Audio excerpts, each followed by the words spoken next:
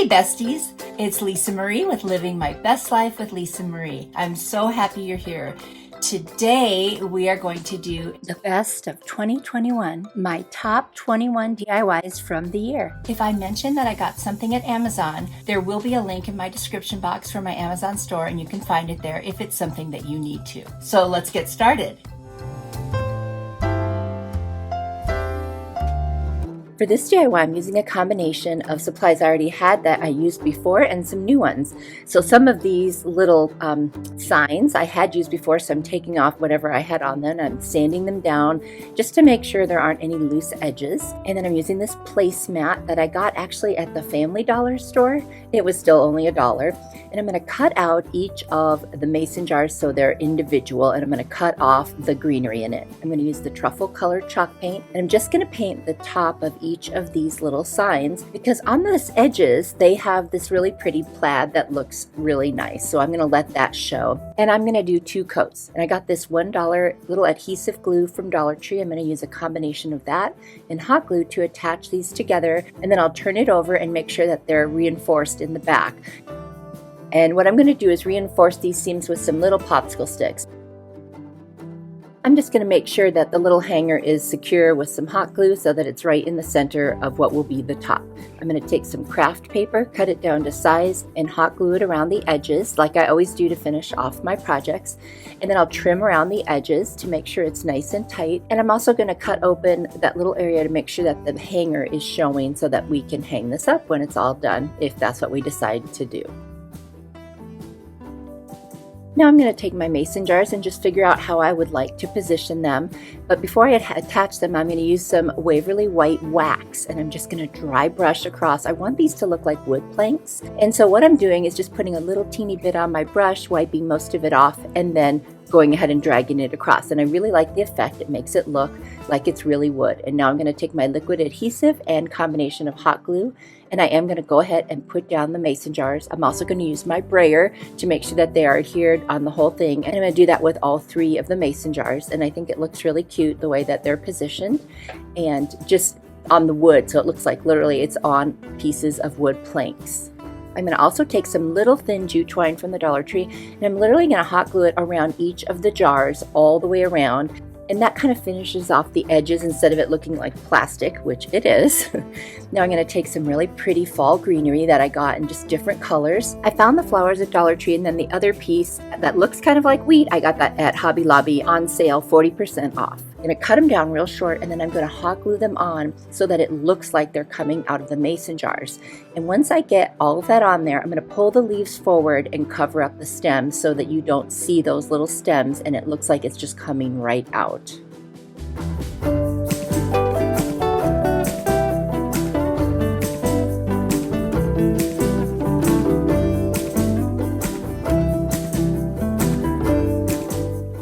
Now that I've tacked down the leaves that cover up the stems, I'm going to go and make the little bows that you see already on the placemat. And what I'm going to do is I'm actually going to hot glue a piece of the twine straight across like it is in the picture, and then make a bow to match and just hot glue those right over the painted on, if you will, bows. And I just think it gives it more of a 3D effect, and I just really, really love how it's looking. I had a lot of fun making this one. I'm super happy with it.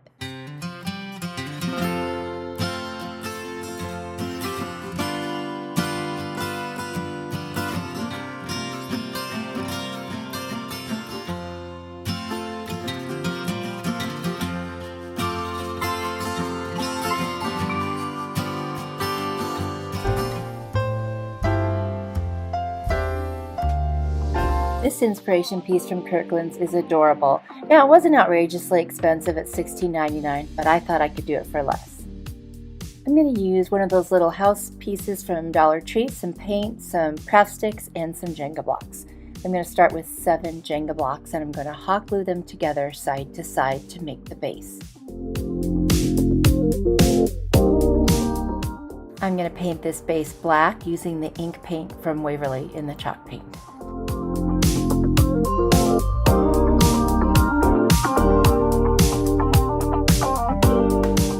Next, I'm going to remove those flowers and the pieces of felt from the top of this house. For some reason, I have the hardest time with this. I use heat, I used utility knife, you name it. I finally got everything off and then I sanded it. That seems to be the go-to for me, is sanding those things off. And then I cleaned it up with my ladybug vacuum. I am going to paint this with some white acrylic paint. It's from a sample I got at Lowe's for like $1, great deal. And I just love the way it looks when it goes on. I'm going to remove the stickers from the back and I'm going to paint the entire house because I want the back to look nice too.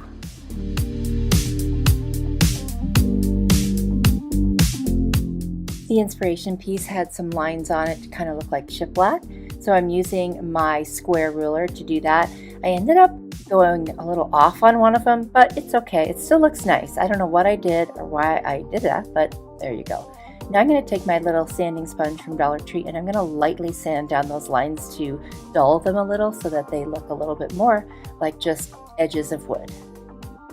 I have these little greenery rub-on transfers from Dollar Tree, and so I need to recreate that wreath that was on the top, and so I cut a bunch of little pieces and just kind of curve them around, and then all you have to do is remove the back and just kind of scrape over the top, and that releases from the plastic, and when you lift it up it will now be attached to your wood. It's a very, very easy transfer. It looks really nice. I mean, it was $1 and I've used this for so many projects and I still have a bunch left over, so if you ever see this at Dollar Tree you should definitely grab it.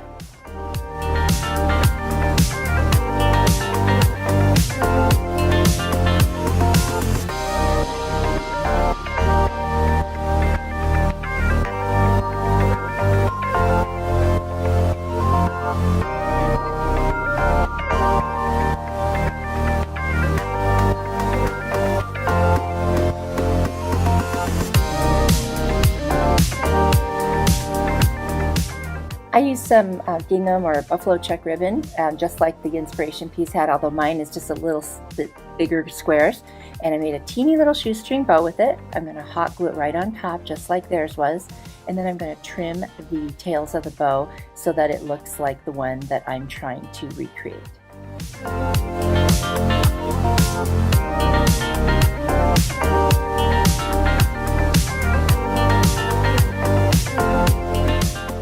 Now the roof was a challenging part for me. Never did well in geometry in school, and this kind of with a little bit of geometry. So I'm using these craft sticks, trying to figure out how long I need to make it, measuring it. I'm using my miter shears, which are awesome. And I'm going to sand them and try to create a roof line. Now it occurred to me as I was messing with this that I needed to lift up a little higher. So after I figured out the top pieces and kind of the front pieces that would go next to them, I realized I needed to lift it up. So I put a couple of Jenga blocks, one on each side, hot glued it down, and then I'm going to paint it black and start assembling my roof. That solved my problem.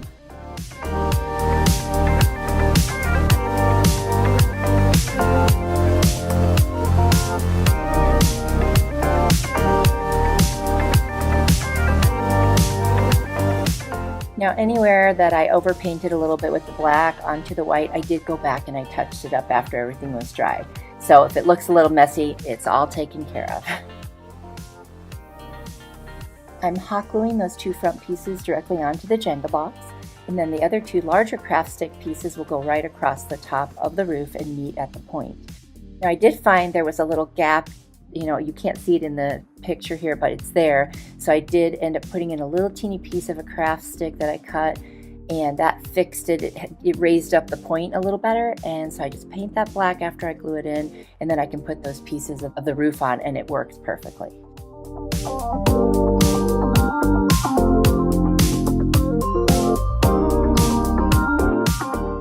I really love how this one turned out. It's so cute. There's the original in the picture. Now, I did not film for some reason what I did on my Cricut, which was I looked up fonts to try to match the best I could. And so there are basically 4 different fonts here, and then I added a tail with a black marker to the word family. And I don't remember the name of the fonts. I'm so sorry. I really hope you guys like it. Let me know in the comments.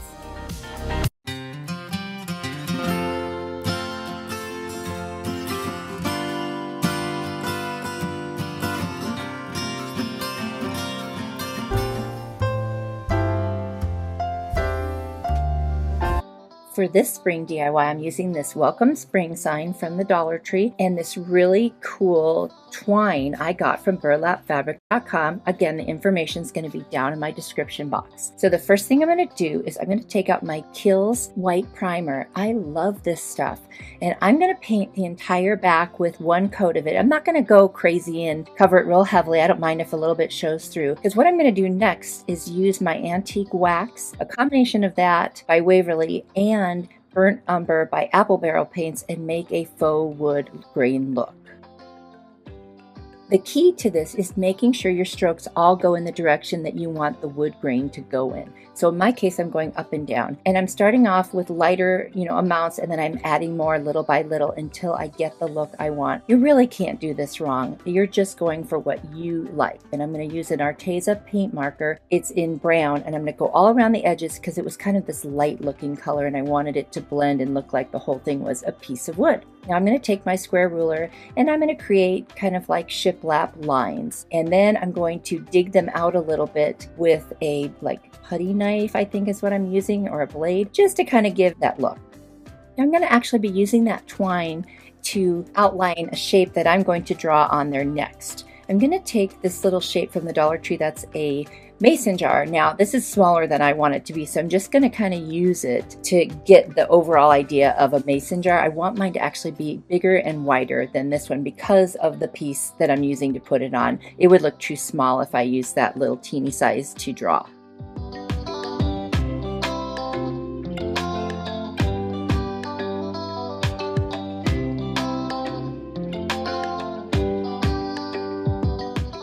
Now I'm going to take that awesome twine from burlapfabrics.com. I love it. It's like such a good quality, and it's lighter, so it really stands out against this wood grain look. Anyway, I'm going to hot glue it right around the outline of that mason jar that I drew, and it's going to look so cool. I saw a picture of somebody who did something similar, and I kind of made it my own, but I just love the idea of it. So that's what I'm doing right now, and I'm just going to go ahead and let you watch how I built my mason jar out of twine.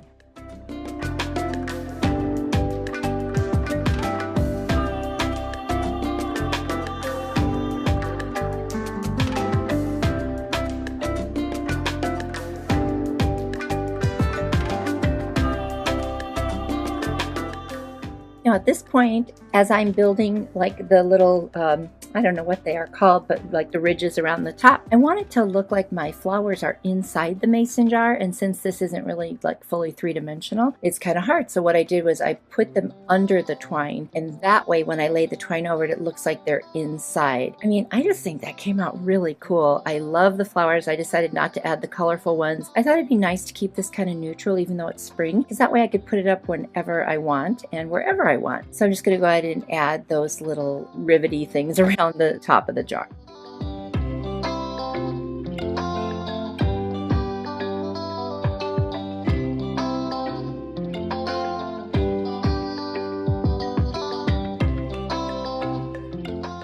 I decided to add a little dot of hot glue at the base of each of those stems just to make sure they stayed in place. And I like my projects to look finished, so I took some craft paper and I just hot glued it to the back so that way you wouldn't see the other design on it, and it just looks a little bit more, professional and polished. Not that I'm selling it, but in case I ever wanted to, or even if I give it away, I just want to make sure that it looks nice on both sides. I'm going to take a little bit more of that really, really nice twine that I used already. I'm going to put a little tape around the end, and then I'm going to poke holes back through that craft paper since there were already holes in the sign. And I'm going to feed it from the back to the front and make a knot. And then I'm going to put a little dab of hot glue there to hold it in place. I'm going to do the same thing on the other side. I love the knot in the front. I just think it's so cute, and it adds such a farmhouse feel to it. And it makes the sign hang nicer because the string is more on the back. At least it's my preference anyway.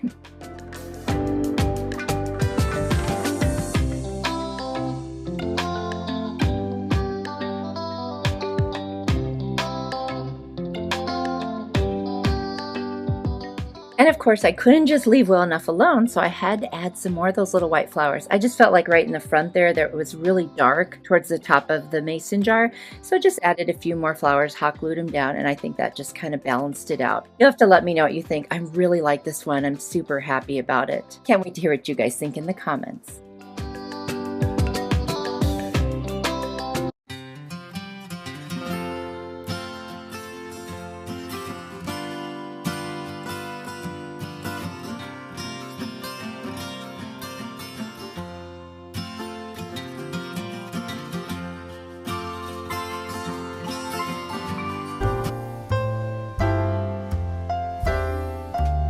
this DIY, I'm going to take this little kind of a wooden tag with slats on it from the Dollar Tree, and then a piece from another Dollar Tree item. I'm going to use some scrapbook paper, and I'm just going to cut out different sizes and attach it to the different parts of the wood. And I'm really enjoying mixing all these colors and patterns. As long as there's similar colors, I think it goes together really, really well. I'm attaching my scrapbook paper that I cut out with a glue stick, and then I'm going to use a little blade and cut through the slats on the back so you can see through them and the scrapbook paper doesn't cover them. Once that's done, I'm going to get my little crate from the Dollar Tree ready using the steel color of chalk paint by Waverly. I'm going to paint the whole thing. And then the very bottom I'm going to paint in the elephant color. And I'm going to use that elephant color to distress as well. And I'm going to try a new technique where after I do a heavy distressing, I'm going to come back with a baby wipe and wipe it down and get it to the exact look that I want. And if you wipe off too much, add a little more and so forth. It's really easy to do.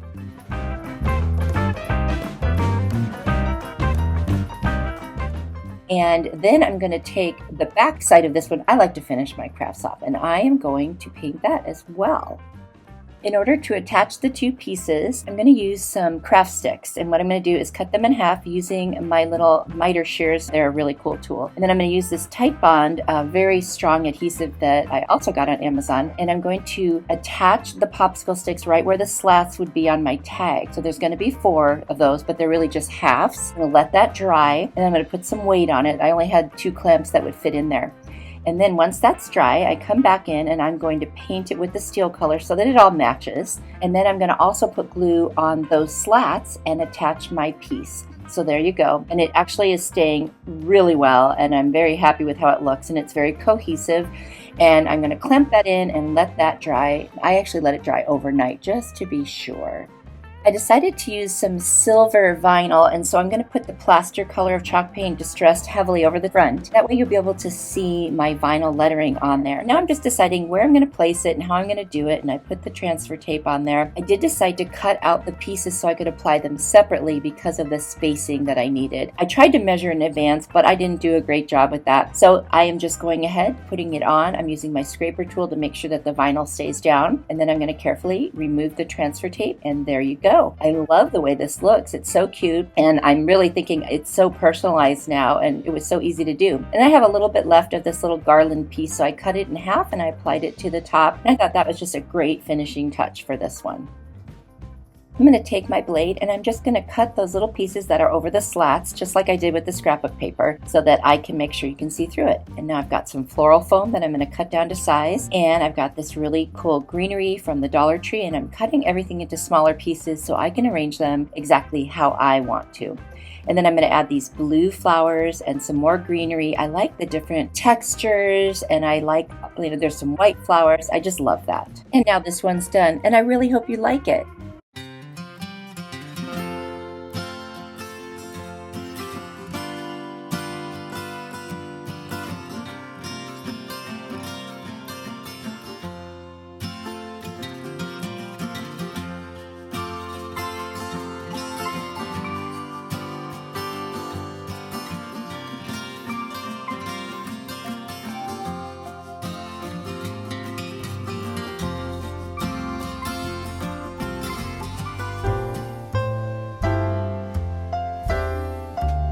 For this DIY, I'm using one of those arrow summer signs. I'm going to take it apart, and it comes off really easy, by the way. They're just staples, and I did sand down where the little staple holes were. I didn't need to fill anything in. It wasn't very deep. And then I'm going to use my little ladybug vacuum cleaner to clean it up. And now I'm just going to figure out how I could turn this into a little bit of a picket fence. So I'm going to take some skewers just to create spacers between each of the arrows. Try to get them even. Then I realize, oh, I want the other side to be the front. So I'm going to end up turning it over, and I'm going to use these shims. They have like a narrow end and a thick end, so I'm going to take 2 for each one. I'm going to figure out how long they need to be. I'm measuring that. I'm going to cut them with my miter shears, also down in my Amazon store. Very cool tool, by the way. And I'm going to glue the 2 pieces together to make a whole piece, and then I'm going to put them across the front of my fence and hot glue those down. And it actually, once I figured out what I really wanted to do, it went really easy. It was just deciding what I wanted to do. That's always the problem. I just have so many ideas. Now I'm going to sand the top of each of those pieces that I put together, and there I am hot gluing. So basically I'm putting, you can see the narrow side with the wide side and so forth, and then it makes a solid piece. And then I will hot glue those directly to the top. And once they're down, I can remove those spacers. I don't know if you noticed I did not glue where the spacers are going to be, because that's going to be my little gaps in the fence. I'm going to use my sanding sponge from the Dollar Tree and just make sure that all the edges are smooth and that there won't be any splinters. Then I'm going to use my Waverly chalk paint in the color Maize, which is just a yellow, and I'm going to cover the entire fence, the front, those crossbars, the edges, not the back, though I'm going to paint that a different color, and it takes me about 2 coats to get this completely covered. I've got this really pretty scrapbook paper, and I'm just going to cut a piece to cover the top of each of those crossbars. That's all I want for this one.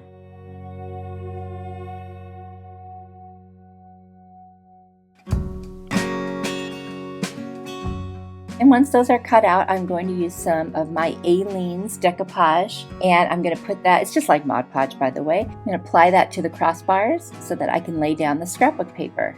And then I'm going to use my brayer over the top and then coat the top again with the decoupage solution. I have some letter stickers from the Dollar Tree, and I'm going to get out the ones that I need. I'm going to be spelling out the word bee and crossing. So on this fence, it's just going to say bee crossing. And then I also got these super cute little bee stickers from Michaels, and I'm going to apply them all over. But before I do that, I also have another piece of scrapbook paper that looks like little honeycombs. So I'm going to cut it out at different angles to kind of create little honeycombs, and I'm going to adhere them using the decoupage solution, which I'm doing right there, and put the bees on it so it looks like they're in the hive, kind of. You'll see what I mean.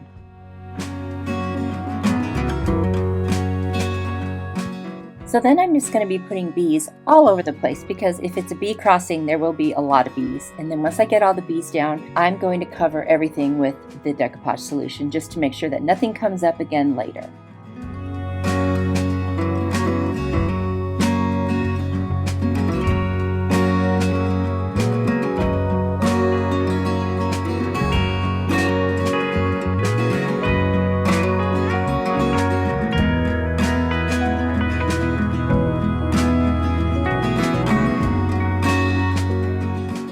I'm going to be using my Kills white primer paint that I use all the time for the back side, and it's going to take 2 or 3 coats. And then after that's done, I'm going to take some rope, I'm going to hot glue it down and use my masking tape like I always do and secure it.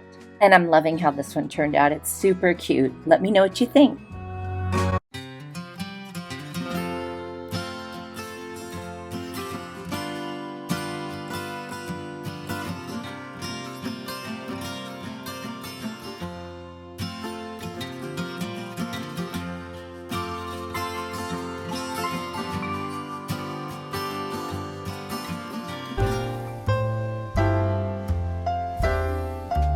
Found this really cool birthday board on Pinterest. Now I've seen lots of these, and I've been wanting to make one for a while because we have a pretty big family and it is hard to keep track of all those birthdays.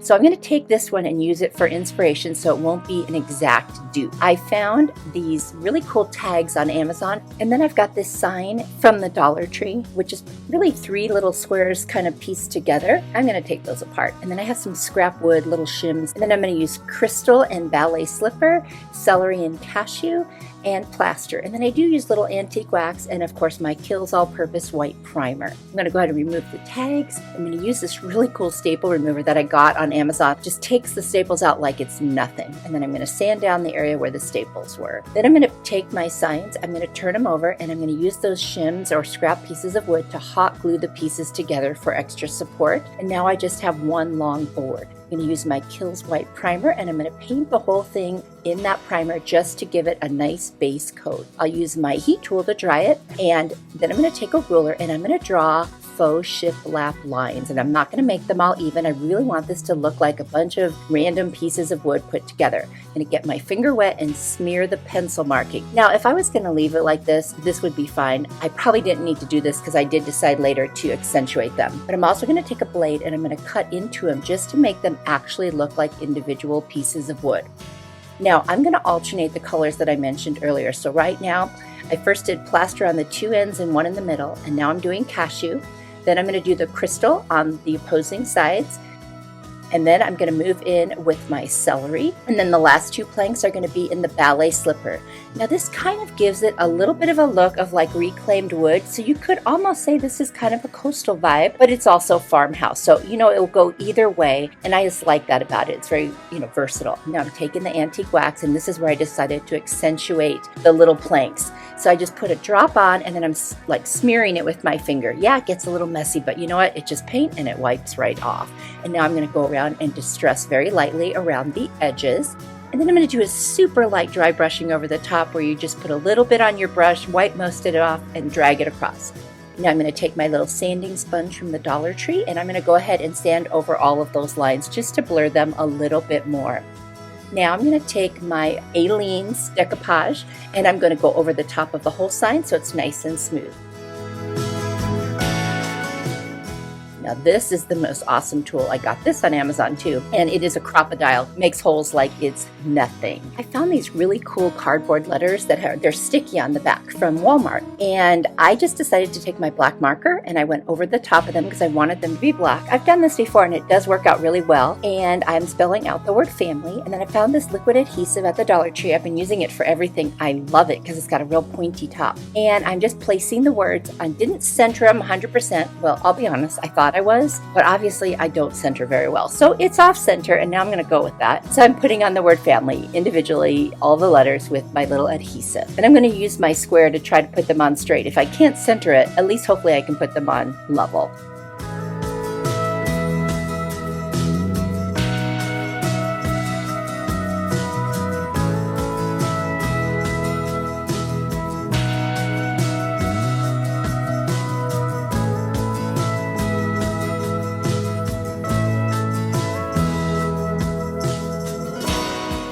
Then I'm going to use these decals from the Dollar Tree. I'm just going to use the little leaves, and I'm just going to put them right on because they're already sticky. I'm going to put some off to the right, and later I'm going to add some to the left. And I'm going to use my blade to cut them where the planks are because I want them to look like they're on separate planks.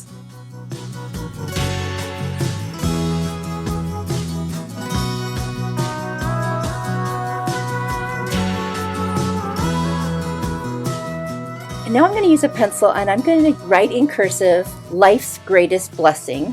And I'm just going to go over that with a black marker. And I'm going to use my heat tool to dry it so I don't accidentally smudge it. I would love it if you guys would come visit me on social media. Same name, Living My Best Life with Lisa Marie, Pinterest, Instagram, and Facebook.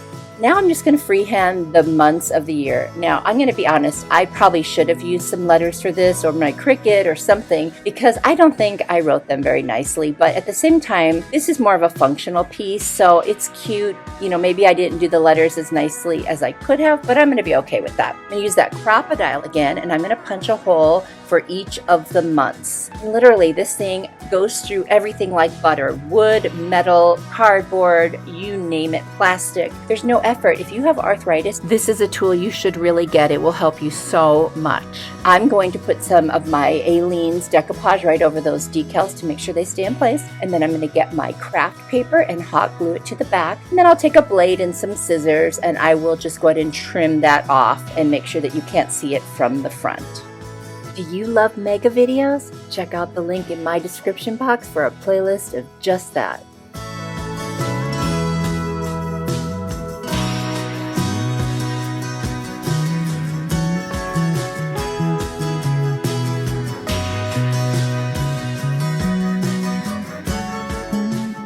Now I'm going to go ahead and add my decoupage solution over the top of all of my months, and then Life's Greatest Blessing, because I want to make sure that stays in place and it doesn't get smudged or anything, with liquid.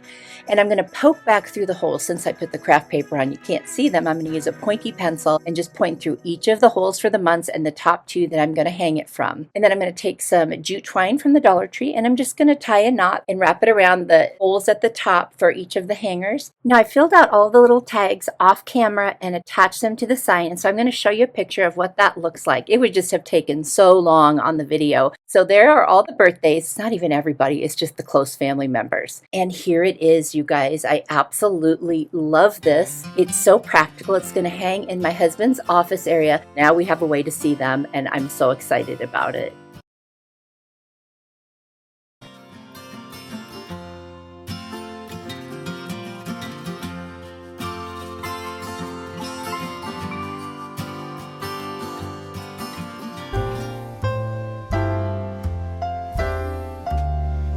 found this adorable Let's Get Cozy sign over online at Antique Farmhouse for $26.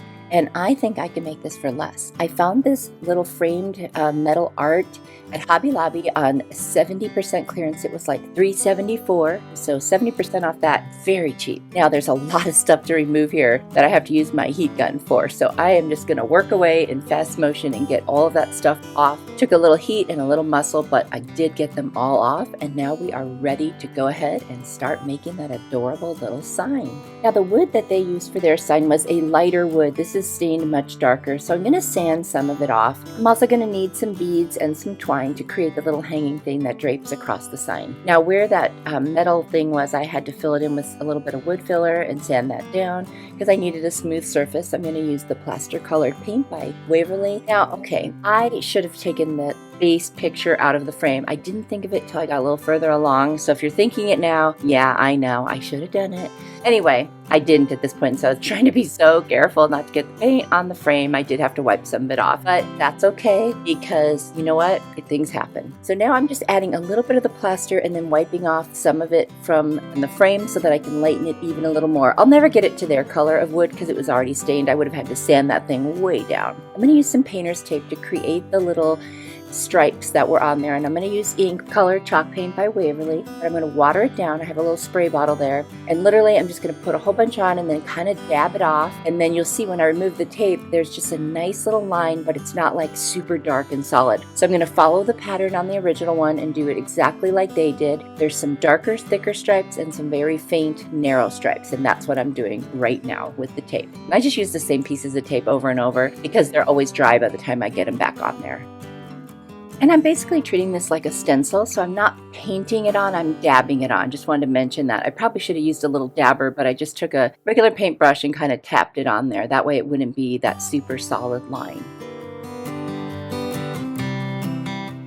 In order to do the letters, I have tons of Dollar Tree alphabet stickers, and I decided to use those for 2 of the words, and then I'm going to handwrite the other one. And I could have used my Cricut, but I just had these handy and I decided to go ahead and use them. So the font for the word cozy is different than the one in the picture, but I like it. It's kind of more cutesy and it fits the word. And then the font for get, that's fine. It looks great. And then the word let's, they had it in like a cursive, so I decided to hand draw it with a pencil while looking at theirs, and then I go in with some paint and then eventually with a marker to darken that and make it look better. I'm not great at the lettering, I'm learning, but you know what? I do think it turned out cute, so I was very happy with how that part turned out.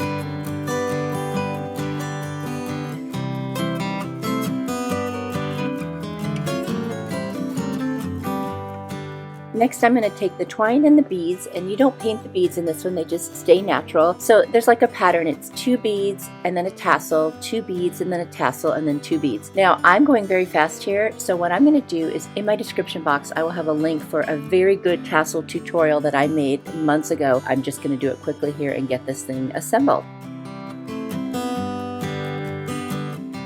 Once I have everything strung on the twine, I'm going to attach part of it to the back because it drapes over from the right side to the left side. And I'm just going to hot glue it down and make sure I don't cover up any of the words. And I even trim my tassels a bit just to make sure that I don't cover the words. And then I kind of tack everything down a little bit with a drop of hot glue to make sure it's laying exactly where I want it to.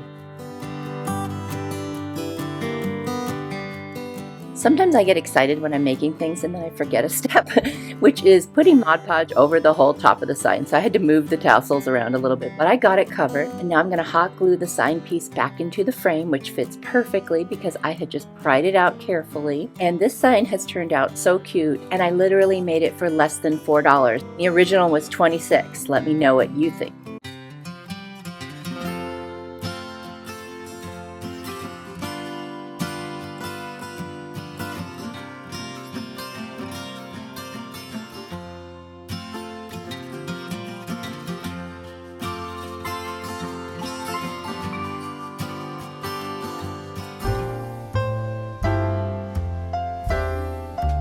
For this DIY, I'm using the inside of a Dollar Tree canvas, just the frame, some skewers from Dollar Tree, and some tumbling tower blocks. I'm going to take my sanding sponge and I'm going to just make sure that all of the edges are nice and splinter free. And I'm going to clean up any of the dust left behind with my Ladybug vacuum. And all of my tools are down in my Amazon store, so feel free to check it out in case you need some. I'm going to use my Kills white primer and I'm going to paint this entire frame, back, front, inside, everywhere, just the whole entire thing. I'm going to use my heat tool so I can dry this quickly and move on to the next step.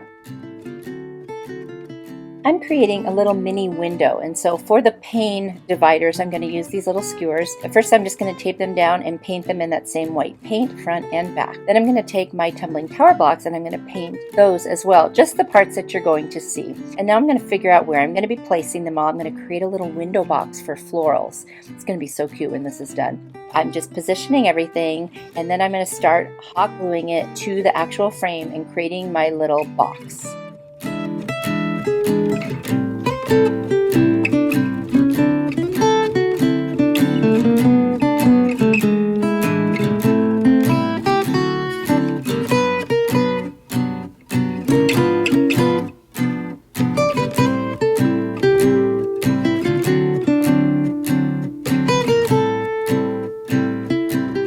Once all of the pieces are in place, I'm going to go back in with the hot glue in the underside and just kind of reinforce every seam so that it's nice and secure. Now I'm doing the next level, which is going to be the very front, and I'm going to put them vertically and then again reinforcing wherever I can. I don't think I need anything stronger than hot glue because I'm just putting light florals in here, but if you were putting something heavier, I would suggest a more permanent stable glue.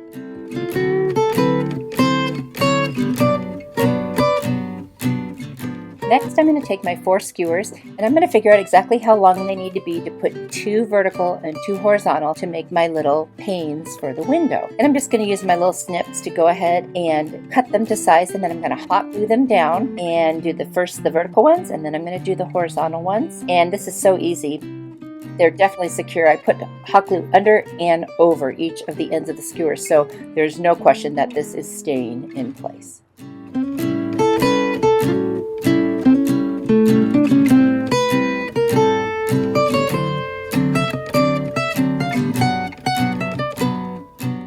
Next, I'm going to very lightly dry brush some Antique Wax by Waverly over all of the white surfaces. And basically I'm going to put a little bit on my brush, wipe most of it off, and then just kind of drag it around the edges and just wherever I want to see a little bit of distressing. Like I said, this is going to be a very, very light dry brush. I just want a little bit of an effect of it not being like stark white.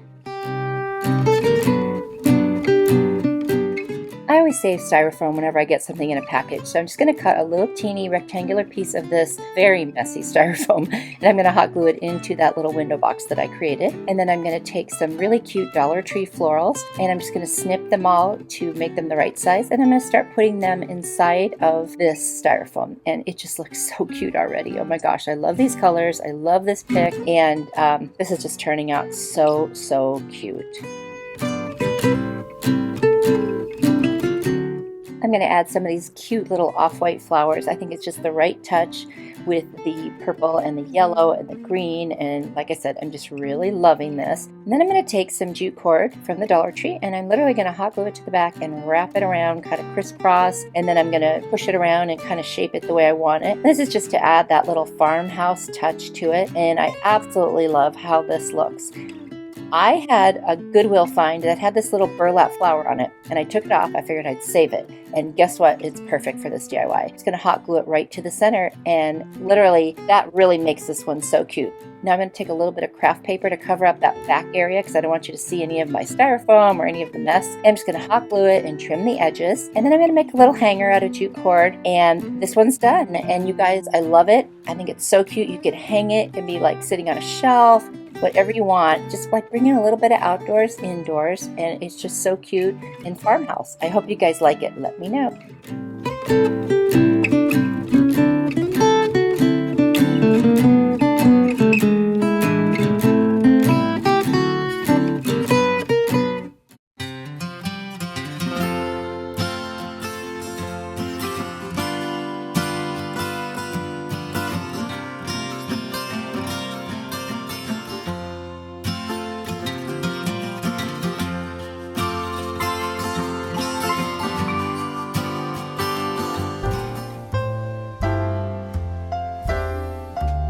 4 dupes from Antique Farmhouse. The first one is this Barkeeper round tray. This is a set of 2. I'm only going to make one, and it was $92 for 2. So that's still $46 for one.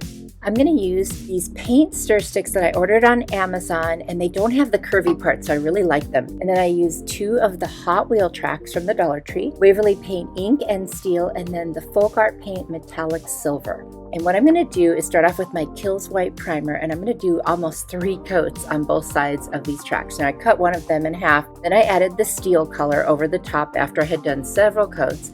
And that is just to cover that white, but you only need to do 1 coat of that, because then I'm going to take the ink color and with a stiff brush, I'm just going to dab it all over, and I'm going to do that faux galvanized metal technique.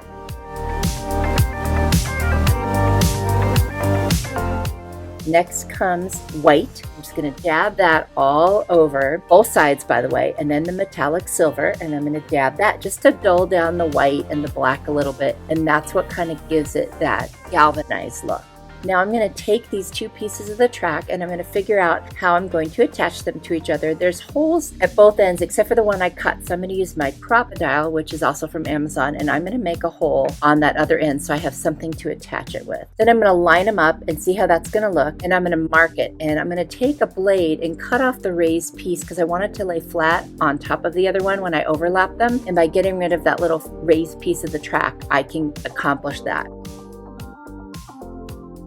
And then I can use E6000 and hot glue combination and get those pieces to stick together. Then I'm going to take a clamp and hold them together, because otherwise it just pops off until it dries. And then I'm temporarily going to put a clamp on the other side until I'm ready to glue it. And I'm going to draw a circle on my paper that's just on my desk, because I need to create that wood base. So I'm going to use those paint stir sticks, and I'm going to start cutting them with my miter shears from Amazon. And I'm using that circle that I drew on the paper as a way to determine how many pieces and how big I need them to be. And as I measure, I'm just drawing the lines where the circle will be. Now I'm going to glue them all together with a combination of hot glue and this liquid adhesive from the Dollar Tree. I'm going to wipe off the excess, and this is going to create my entire piece.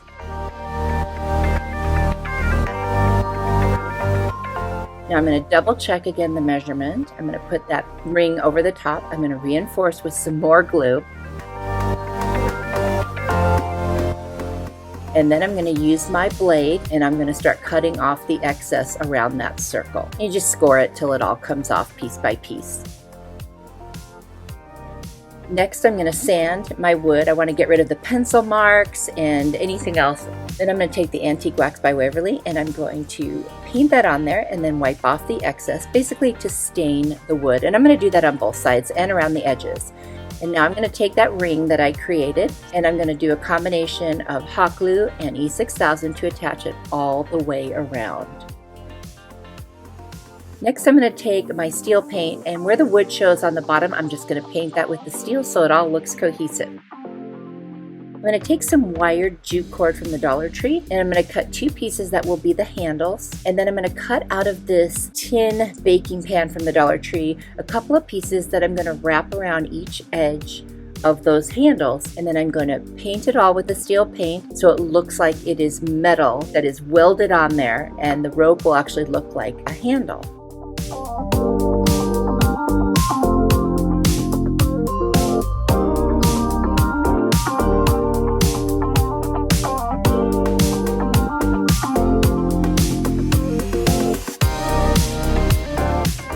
And now I'm going to take my little tin pieces, wrap them around the edge of each side of that painted jute. And then once I'm done doing that and assembling them, I will hot glue them to each side of my tray. And I just use a little hot glue as I wrap it around the jute, and I attach it 2 times to make sure when I first start and at the end, that way it's on there good and it's not going to go anywhere.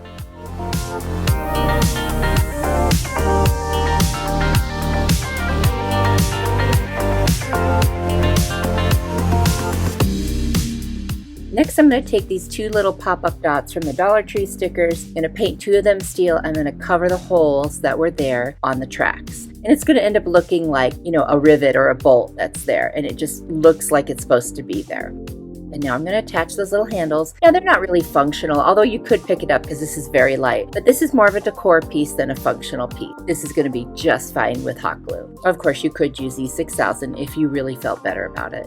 And after the handle's attached, this is complete. This was really fun to make, and I think it came out actually pretty cool, and I love that I used the Hot Wheel tracks.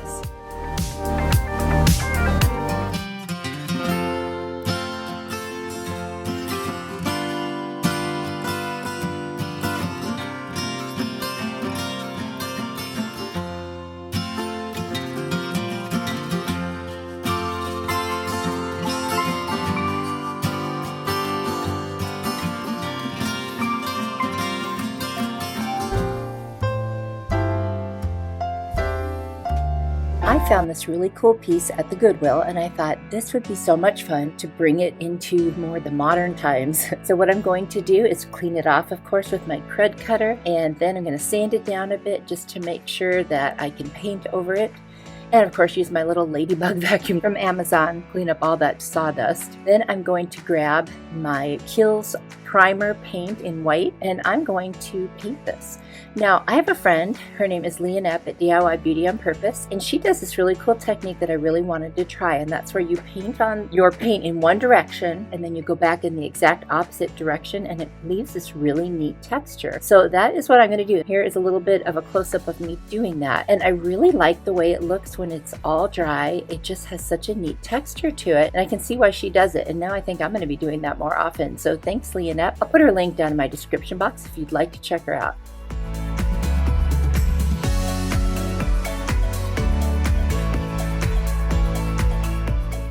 I'm going to take my sanding sponge from the Dollar Tree, and I'm going to go around all of the actual edges just to give it a little bit of a distressed look. Then I'm going to take my ink paint by Waverly, that's chalk paint, and I'm going to do around the edges on the two sides and across the top.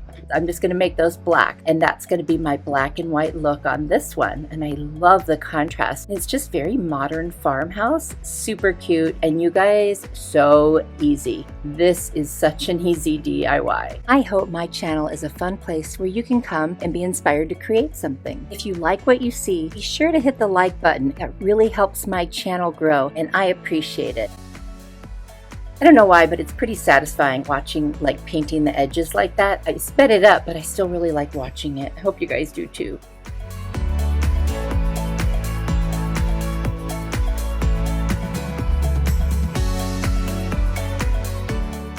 And now I'm painting the top little edges that I was talking about before, where the hole is just on the very top. I'm not going to do it on the bottom. I've got these cute little cutouts from the Dollar Tree. There's a pumpkin and a leaf, and I decided to take the leaf one. Looks like it has burlap around the edges, but it doesn't. And I'm just going to hot glue it right to the front of the mason jar that fits right into that hole. And then I'm going to put the mason jar back up in the hole, and I'm going to attach it with the rim of the mason jar, and that keeps it right in place. Then I've got these cute little picks from the Dollar Tree that have pine cones and cotton, and I guess that's kind of a little cattail. And I'm going to keep this simple, and I'm just going to put it in there. I feel really good about how it turned out, and I hope you like it.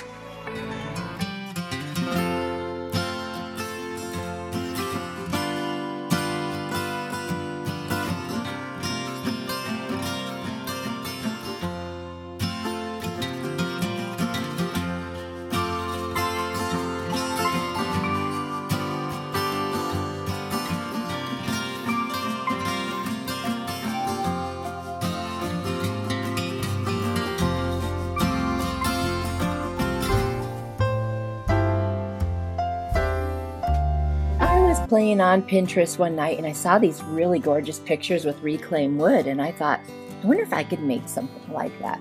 So that's what I'm going to do.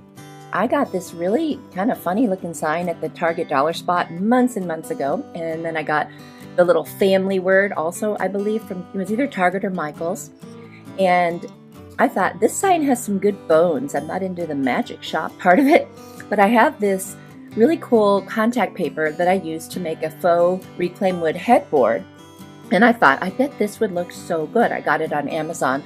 I don't think I still have the link, but I'll try to find one similar. And I thought this could be so cool.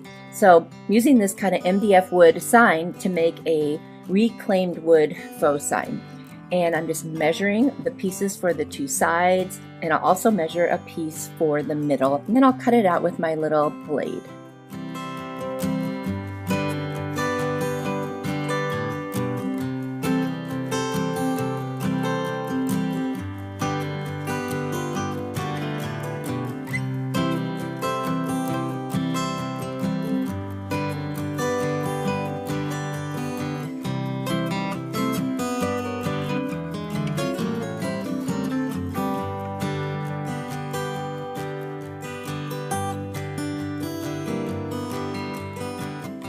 This contact paper is so easy to put on. It's a pretty thick paper, and I think that's what makes all the difference.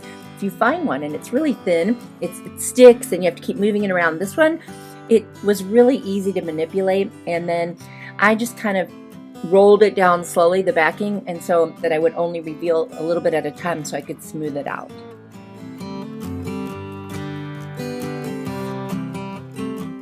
You guys, I'm so sorry my head keeps getting in the way. I've got to figure out a way to get my camera way up above so that when I lean in to see something closer, my head doesn't pop in. So please ignore that. I'm just using my little Cricut scraper. Honestly, you could use anything that has a flat edge, and you could even use your hands if you want. It's just nice that this one kind of helps get rid of any bubbles, and I was hardly getting any. Anyway, I just wanted to be extra careful.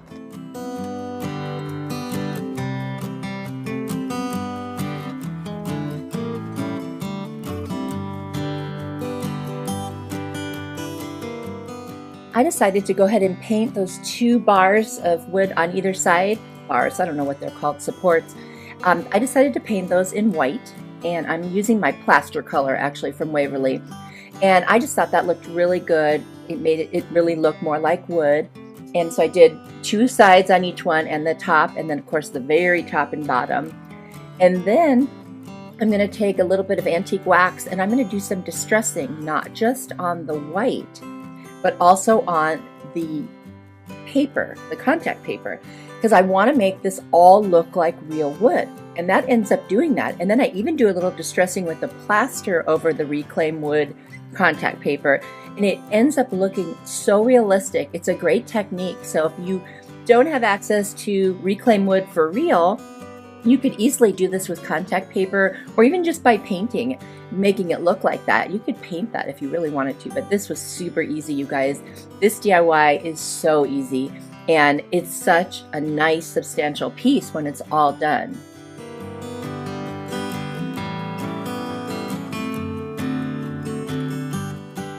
I'm going to use my Kills white primer to paint that wooden sign that says family. I want it to be very stark white. I do want this to stand out, and this is whiter than the color plaster. And I'm going to do the whole front, the sides, in between all the letters. I will not do the back, but I'll do everything else because you won't see the back. It's going to be attached.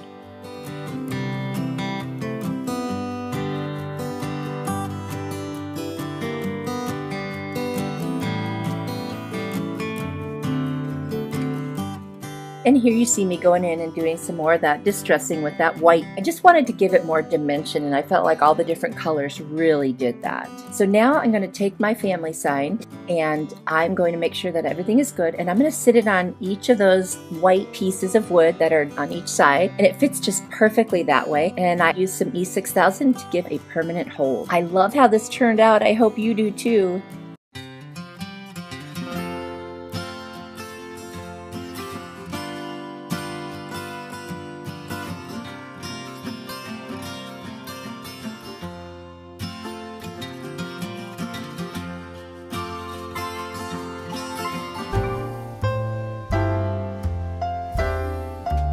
I found this cute little stand at the thrift store for $1, and it might have come from Dollar Tree originally, but it's just so cute. And I'm removing some of the hardware that I can remove, and then I'm going to try to sand down where that clip was and also where the words are, so it'll be easier to cover them. I'm going to clean up the dust with my ladybug vacuum, and then I'm going to use some wood filler to fill in where the little holes were from that clip that was there. And then I'll sand that down. I'm going to use my truffle colored chalk paint from Waverly, and I'm going to cover the entire sign front and back, including the little sawtooth hanger, because there's just no reason not to paint it too, because I can't get it off.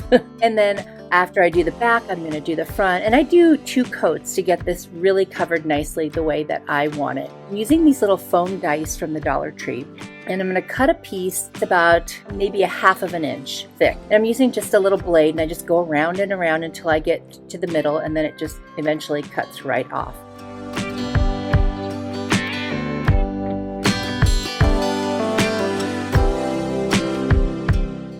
And I'm going to use my white Kills primer to cover the whole front, sides, and a little bit of the back.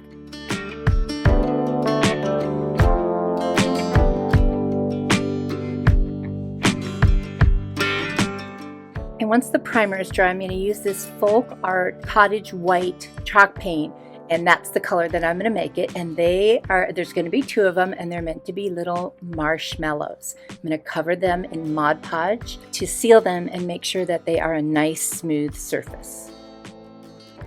I designed a cute little saying with my Cricut Joy, and it's going to say, "Love you s'more." You guys, isn't that adorable? I saw that on Pinterest and I just had to do it. And I just picked my font and sized my lettering after I measured where it was going to go, and I am now transferring it to my cute little stand. You know, you could use stickers, you could handwrite it, or you could print something out and then trace it on. Even if you don't have a Cricut, this would be easy to do. And then I'm going to take my black marker and I'm going to make cute little faces on my marshmallows. Oh my gosh, you guys, these are so adorable.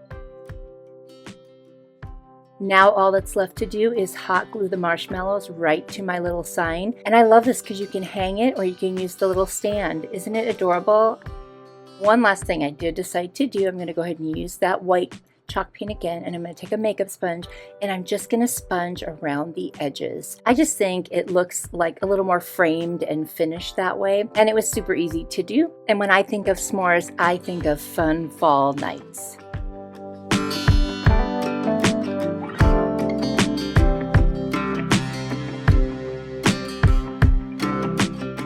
This one was actually very easy to do, and I absolutely love it. I hope you guys do too.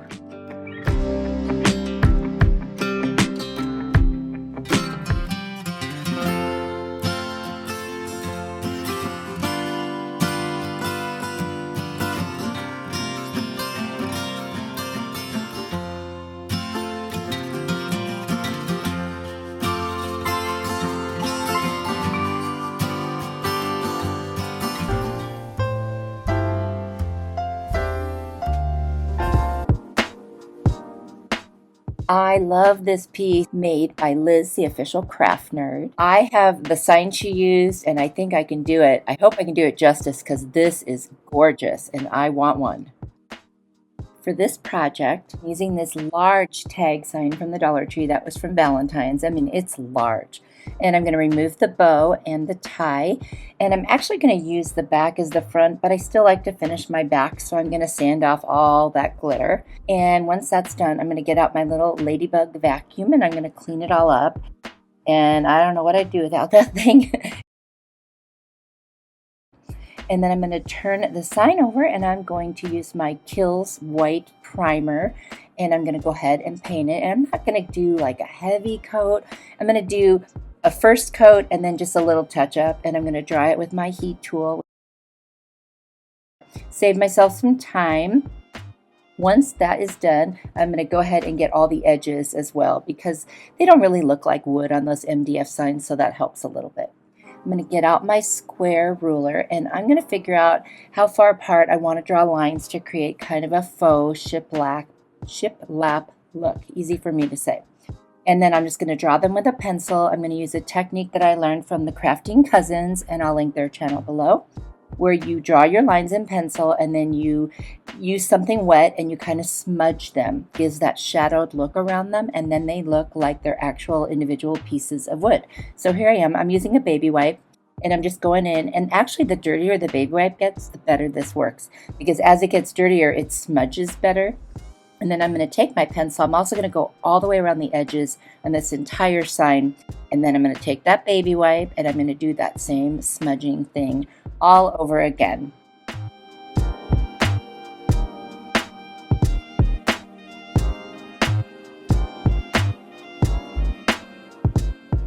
Next, I cut out on my Cricut welcome. I couldn't find the exact font that I wanted, but I found a really cute one, and then I had to print out these little squigglies because the font didn't like extend out on the E and the W. And I'm just figuring out where I'm going to place them and which ones. I printed an extra couple squigglies just in case. Now I am applying it to the sign, and then you see what I'm doing? I'm just putting those little squigglies as if they are attached to the end of the letters. This one was a little trickier, but I did figure it out. Had a little extra piece there, so I went in with my blade and I just cut that little teeny piece off. And now it looks like it's all one piece. I've got this beautiful greenery from the Target dollar spot. It was $5. And I'm going to figure out how much I need to make like a little wreath, just a circle. So I'm going to play around with it. When I find the right size or amount, I'm going to cut it. And then I'm going to start gluing it down. Now, I'm going to show you quite a bit of this because I want you to see what I did. When I first get the circle down, I mean, it's not like real pretty. There's leaves everywhere. But then I go around the whole circle and I start hot gluing individual leaves down in the direction that I want them to be, and all of a sudden the center opens up and it becomes like a wreath. Like right now, see how it looks? It's just like blob of leaves. And then here I go, and I'm going to go, as I turn the sign, I'm going to be hot gluing the leaves down. There I go, turn it again, put some down, and as I work my way around, it starts to take shape and it starts to look like a really cute little wreath. So I could have cut all the leaves off individually and then put them down, but I wanted to leave them on the garland because then it looks like they're on branches, and you know, that's how it should be naturally. So there we go, the center's starting to open up, and little by little that works, and it really works well because in a moment you'll be able to see a completed wreath on there. And it'd be hard to know that it wasn't actually a wreath to begin with. So just a little trick that you can do if all you have is a garland and it's not shaped perfectly. If you take your time and hot glue individual pieces, you can make it work. And here I'm about to show you, there it is. And I think it looks cute. And now I'm going to add different kinds of greenery just to make it more interesting. And I like that these have multicolors, a little bit of the white in there. And I'm just going to stick them in here and there. I clipped them pretty small so I could hot glue them down. And as soon as I get around, that'll be all the greenery that I'm going to use for this one. Now remember that bow that was on there that I took off? Well, I'm going to kind of quadruple up some jute twine. So, you know, basically just making it 4 thick. And then I'm going to make a shoestring bow out of that. And at first I thought I would set it right on top of that little burlap bow, but then I realized, oh, it covers up that center, which I like so much. So after thinking about it, what I decide to do is shove it under the center of the bow. So there I am looking at it thinking I don't like it. Now I'm going to take it and I'm going to put it under that main part of the center of the bow and pull through one side of the loop and the tail. Really came out cute. It's hard to describe, so I hope that when you look at it, it will make more sense because this is just very hard to explain.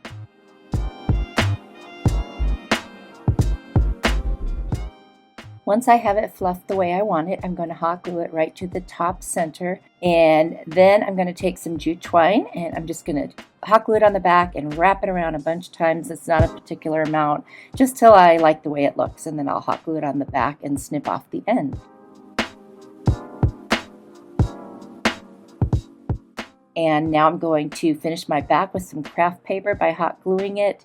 Then I'm going to trim off the excess, and this one's done. I really hope you guys like it. I was super inspired to create this, and I really love it.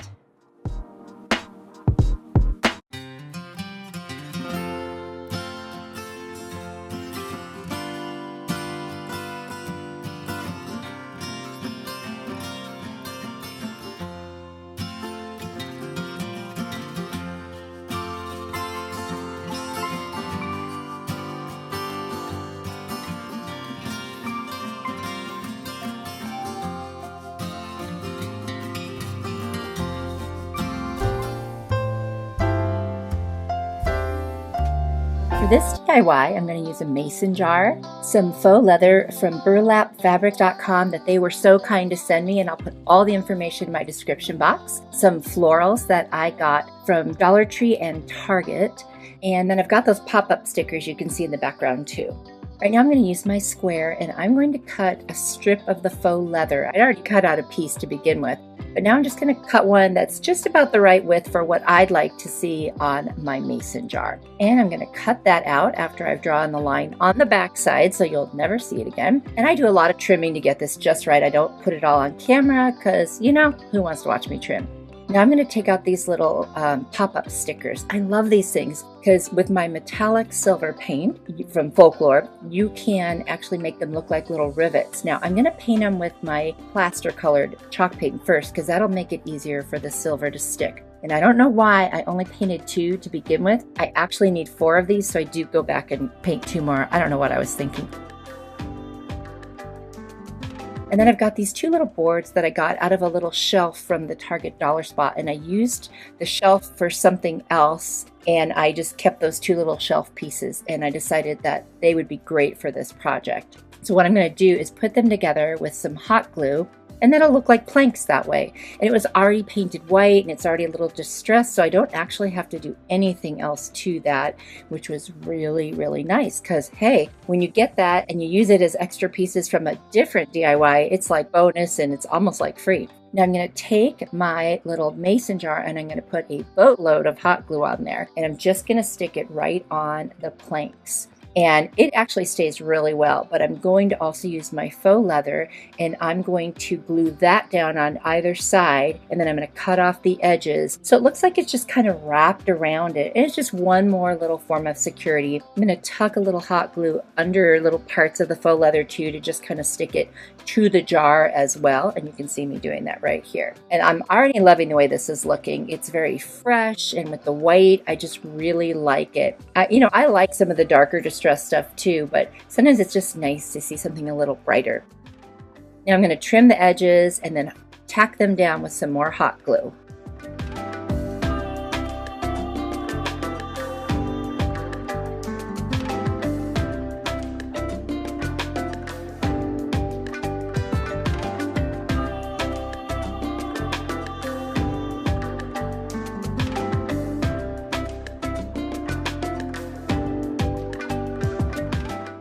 Now I'm going to take those little pop-up stickers that I painted, and I'm going to put 2 on each side towards the corners of the faux leather, so it looks like little tacks or rivets holding down the faux leather. Just kind of brings that look up a little higher and makes it look a little more finished and expensive, and I love the way that looks.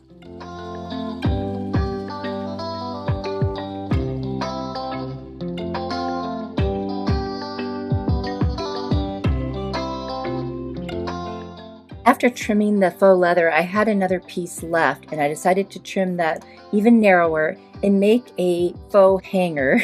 We're into faux here today. I don't think it's going to be strong enough to hold this up, but what I'm going to do is I'm going to trim it real thin. I'm going to attach it to each sides and then up and over the top, and then I'll make another little rivet on each side, and that'll be like a faux hanger. On the back, I'll actually put a little bit of jute twine for a real hanger and secure that with tons of hot glue and some masking tape across it as well. And I just think this will give it such a cute look, but at the same time, I'll have a practical way to hang it without, breaking anything.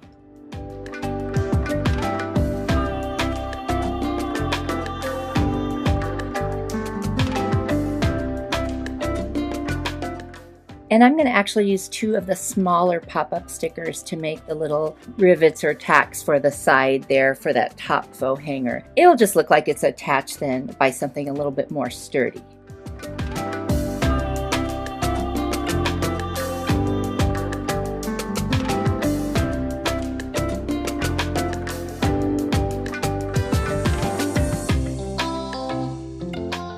And then I'm going to take the greenery that I got and I'm going to trim it down to size. And I'm actually going to position it and use some hot glue to attach it to the inside of the mason jar. That way I can get it exactly where I want it. I'm not looking to fill the whole thing up. I actually want it to kind of lean up against those little planks. I think that's going to look really cute. And then I'm going to add the little, I think those are tulips. I'm not sure. They look like mini tulips. I don't know what they are. Anyway, it's so pretty. And I'm just going to do the same thing there. And I'm also going to tack down the leaves a little bit so they lay the way I want them to look. And instead of kind of bunched together, I like it to look a little more spread out. I can just add a drop of hot glue. You won't even see it. And that way it'll just look really, really nice. Now, if you decide to make this, you could use any florals that you want that fit your decor. You could change them out for different seasons.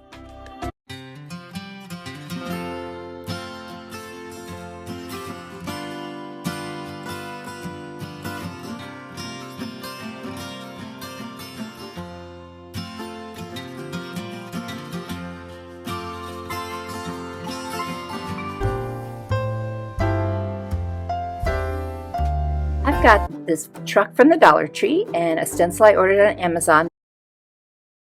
The Waverly Cashew and Fawn colored paint. I'm going to sand off that glitter, vacuum up all the glitter with my Ladybug vacuum. I'm also going to use some plaster chalk paint from Waverly. I'm going to cover the whole front of the truck, and I do 2 coats. And I'm going to dry it in between with my heat tool that I also got from Amazon. And then I'm going to sand it again, make it nice and smooth so I can use my adhesive stencil. Now, some people use these stencils with chalk paste, but I just do it with regular paint. And I just dab it on with a little foam dabber, and I'm real careful about it, and it seems to work fine. Now, I like the super distressed look in this case. So if it doesn't come out perfect, I'm okay with that. And I used a little scraper tool to spread it around. Now I'm just going to piece this stencil because it's not quite as big as the body of the truck. And I'm loving the way this looks. I'm going for a very neutral look here. And so that, cashew color really did the trick. Now the fawn is what I'm going to paint the wheel wells with and those little bumpers on the side. And then I'm going to go in with some ink colored chalk paint and do the wheels. Of course, they're going to be black. What else would wheels be? And by the way, my friend Rebecca Jayne from Home with Rebecca Jayne is the one who I got these trucks from. I couldn't find them anywhere and she had a bunch in her stash. She let me buy them. So shout out to Home with Rebecca Jayne. I ordered these artistry brushes off of Amazon. It was a great deal. So I could do this really detailed type painting that I struggle with if I don't have a good brush. So I'm going to do the little white in the center of the wheels. I'm going to touch up my paint in the wheel wells, and then I'm going to sand all the paint surfaces and just kind of dull it down a little bit because I want it to be softer. And then I'm going to sand the edges as well so that you kind of get that distressed look to it. Not too hard, just a little bit, and then around the entire truck.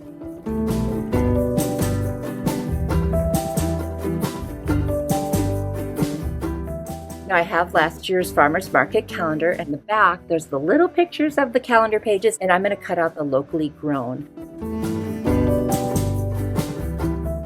And I'm going to end up getting a scrap piece of wood that I have. I'm just going to pull off the 2 sides. It's from a Dollar Tree piece that I didn't use all of it. Sand it down. And then I'm going to use the cashew paint and get my brush wet first. And then I'm going to lightly paint, almost like making a stain out of it. And just going to use my mister and then just spray that, and it'll go on really nice and light. And I'll do the front and the edges, and I don't need to do the back because that will be attached to the truck. Next, I'm going to cut a little piece of burlap, and I got that at the Dollar Tree, and I'm just cutting it, and then I'm going to fray the edges just a little bit. Use my little adhesive glue from the Dollar Tree with a nice fine point and some hot glue to make sure it stays down. And then I'm going to put my little locally grown sign right on there. Use my brayer to smooth it out. Take some jute twine from the Dollar Tree, and I'm going to cut 4 pieces. I'm going to hot glue them right around the edges of that little sign so that you don't see the ends of the paper, and then it just fades right into the burlap and it looks like it's part of it. I just love the way that looks. Next, I'm going to put some of my adhesive and hot glue on there, and that way I get a nice hold and put that like on the side of the truck as if it's sort of advertising what business it is. Now this is my miter shear, and it just cuts through these shims so easily, and anything that's not too thick for wood. And I'm going to make the little side panels of the back of the truck. I'm just going to do 2 across and 2 going down on either side. I'm not making them perfect. I want this to be very rustic. I'm going to hot glue them and attach them.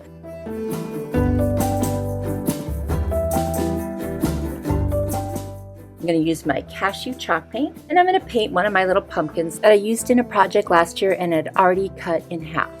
I am going to take a little piece of a skewer, I'm going to snip it off and use antique wax to make it look like the pumpkin stem. I'm just going to use the antique wax to make all the stems look similar and then wipe away the excess. Now I'm going to cut this pumpkin in half the opposite direction so that you see the top of it instead of the side of it. And now I'm just going to hot glue it directly onto like the bed of the truck so it looks like it's all stacked up in there. And by the way, I made little stems with the skewer stick for all those little baby pumpkins. Now I've got this kind of wheat looking or cattails. I got some of them at Hobby Lobby on 40% off and some at Dollar Tree. And I'm just going to cut them apart and just place them around and hot glue them. Now I like to finish the back of my project, so I'm going to use my ink colored chalk paint from Waverly and just paint the back. I thought with the shape it is, it'll look so much better than the craft paper. And this one's done and I love it. Let me know what you think.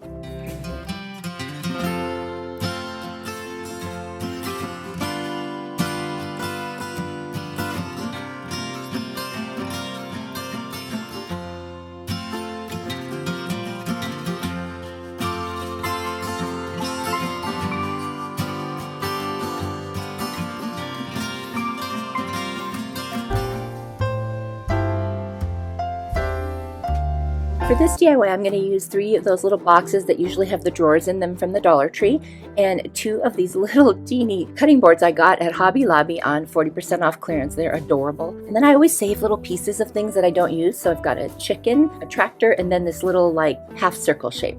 And these were literally such a good price. They were $3.99 each, but 40% off. And I'm going to use the plaster color chalk paint from Waverly and the truffle color chalk paint from Waverly. Now, one of these boxes was already painted white previously, but I'm going to sand the other 2 down, and I'm still going to go over them with the plaster color because it's just off-white. And I know that other white will look different if I don't cover it. I'm going to paint all 3 boxes, inside, outside, bottom, everything. And then I'm going to sand down my little pieces. I'm going to paint the half circle plaster on both sides, and then just the back of the chicken and the tractor with the plaster color as well.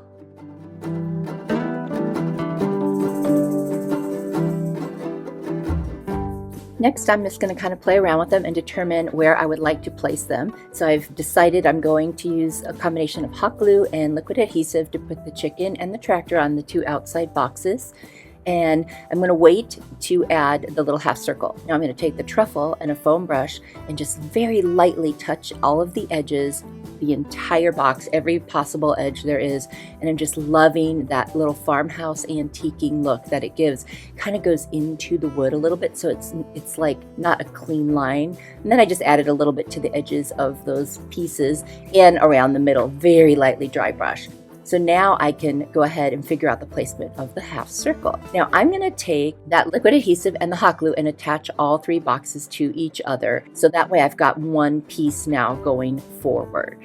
Then I'm going to cut up some cardboard to lift up that middle piece because I can't get it on there without it interfering with the chicken and the tractor. And by doing this, it kind of puts it slightly above it, and then I can get some glue on the back and attach it, and that really makes a huge difference.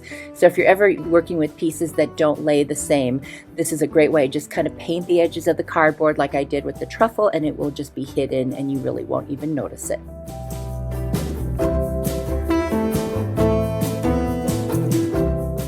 Next, I'm going to take last year's Farmhouse calendar. I'm going to go to the back of it and cut out this cute little picture that just says Farm Fresh. I'm going to trim it down to size so that it fits right on that little half circle. And I'm going to use that liquid adhesive on the back, and I'm just going to put it on there and then get my brayer out and make sure every piece of it is touching the surface.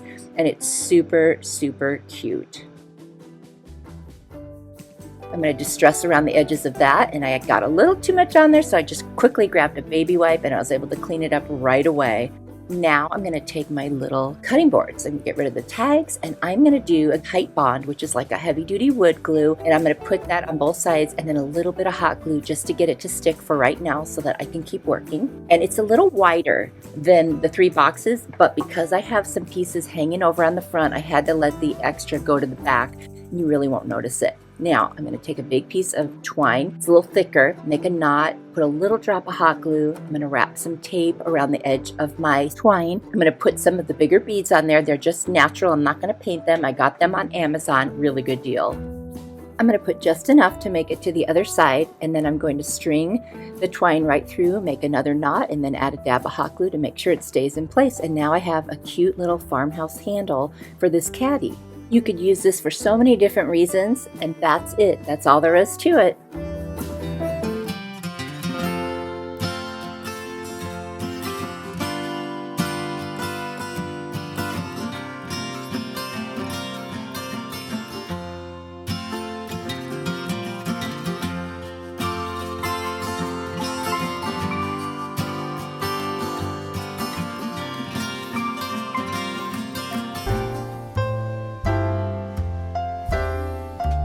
For this DIY, I'm using this little sign from the Dollar Tree.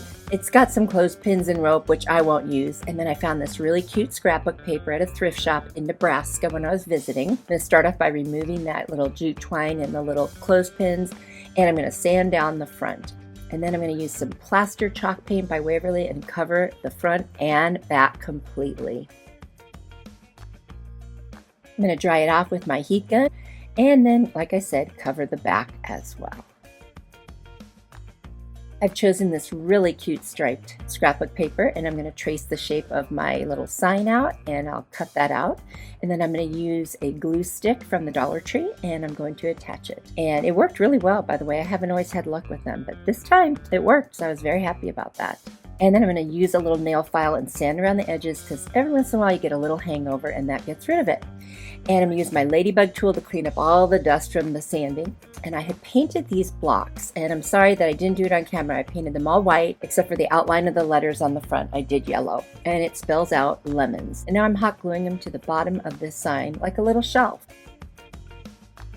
Last spring, I found these cute little lemon slices at the Dollar Tree made out of wood. And so I'm using my Arteza paint markers in white and yellow, and I'm going to paint them and color it in like little lemon slices like they are. And they come out really cute, you guys. Oh my gosh, I love them.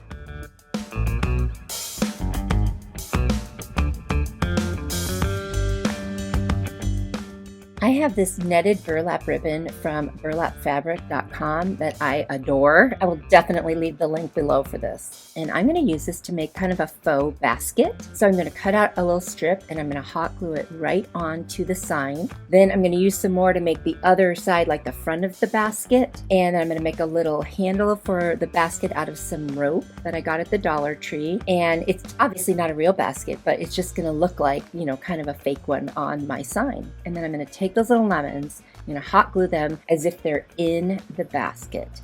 And then I'll put this other piece of the netted burlap ribbon over the top and wrap it around, and it'll look, like I said, like a little basket. And this is coming out so cute. I kind of was making this up as I go, you know, like really winging it, but I'm really happy because I'm really loving it. Now I've got this little chalkboard clothespin thing from the Dollar Tree. I'm going to trace out another little piece of scrapbook paper that has lemons on it. I'm going to use my glue stick again, and I'm going to attach it, and that just fits right on there perfectly.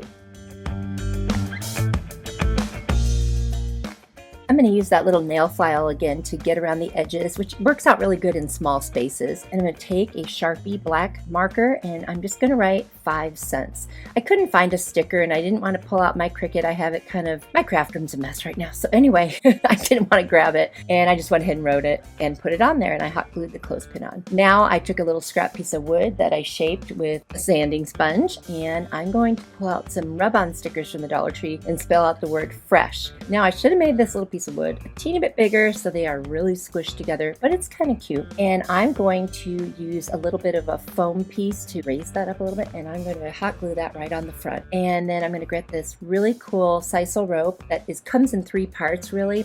So I'm going to pull one part away, and I'm just going to hot glue it all the way around the edge of my sign. You guys, I love this. I hope you like it too. I really think it turned out cute, and it was so fun to make.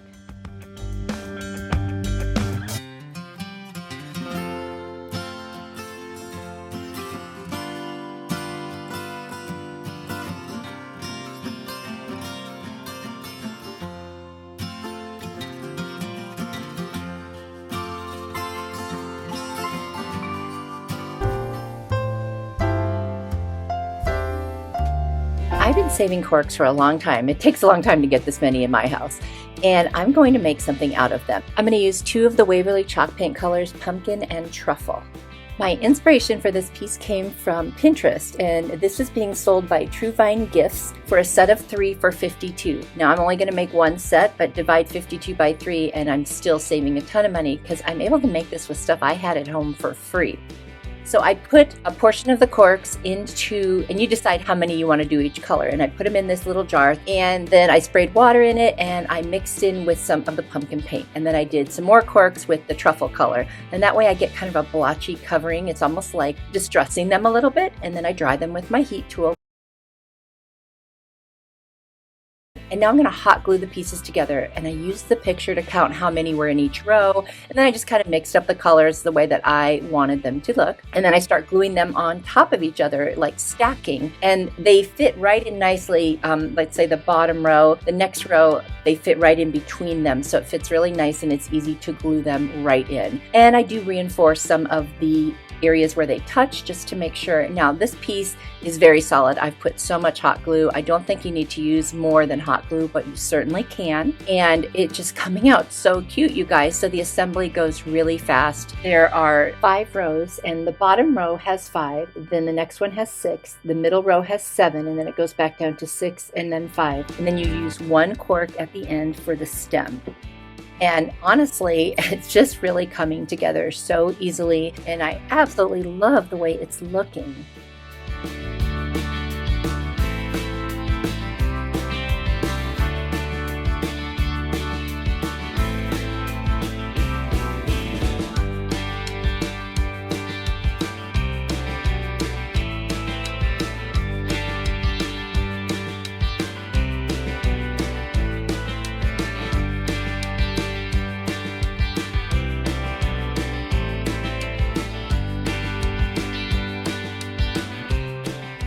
I'm going to use one of the unpainted corks for the stem, and I'm going to cut it at an angle because I want it to sit on top slightly at an angle, and that way I can hot glue it right to the top. I'm going to grab some really pretty fall leaves from the Dollar Tree and also a pick from the Dollar Tree that has little berries on it, and I'm just going to hot glue those right around the stem, and that's just going to add a nice little touch, and it's going to make it look similar to the one in the picture. And I kind of tack the leaves down a little bit too so that they're laying exactly the way that I want them.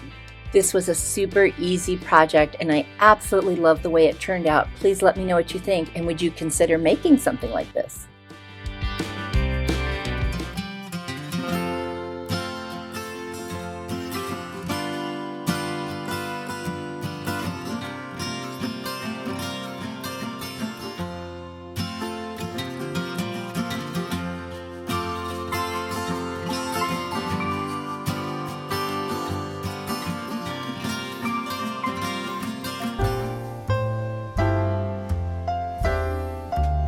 For this wood DIY, I got this little sign from the Goodwill, and although it's super cute, I wanted to do something different to it, so I removed the twine and the clothespins on the front, and off camera I took my sander and I sanded down the front so I could get rid of the words that were on there. And now I'm going to take my Antique Wax by Waverly and I'm going to go ahead and restain it. I did like the dark stain, I just didn't want the words that were there. So I'm going to go ahead and put that on all over, and then I'm going to wipe off the excess with a paper towel. I'm going to take my Arteza paint marker in white, and I'm going to start drawing a dandelion that's already dried out. You'll see what I mean here in a second. And I'm then putting little things on the edges. I'm just kind of embellishing it a little bit because I just want this to be super, super cute. I'm then going to freehand the words wish and dream, and I'm going to try to make it look like a typewriter font. This is freehand, so doing the best I can. Actually, I think it turned out really good. And I'm going to go over everything again with my marker until it's a little bit brighter of a white. These markers, sometimes you have to keep pumping them to make sure that they stay nice and fresh, but it's worth it because it comes out so, so cute.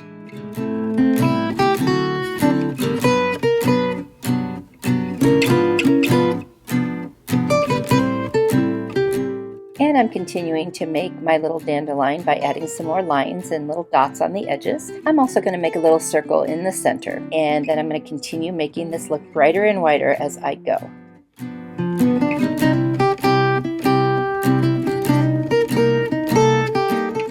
I got this really super cute gold and white twine at Target of all places, and I'm going to use that to go back through those holes and thread them through. I'm going to put a little tape on the end so I can thread it through easier. I'm going to tie a knot in the back in the first piece, and then I'm going to just go back and forth just the way it was originally, but using this really cute twine.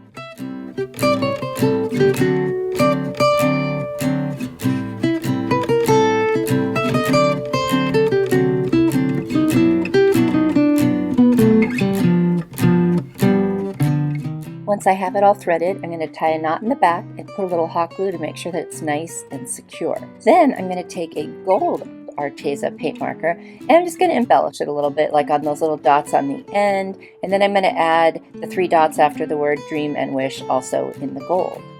The clothespins that came with this were like with a glitter bronze, and I wanted them to be more gold to match. So I'm using that same Arteza paint marker in gold, and I'm just going to go over all the edges of those little clothespins, and I'm going to put them right back on there, and they're so cute. I think it would be super cute to write out your wishes and dreams and then put them on the clothespins and have them in front of you to remind you what you want to accomplish.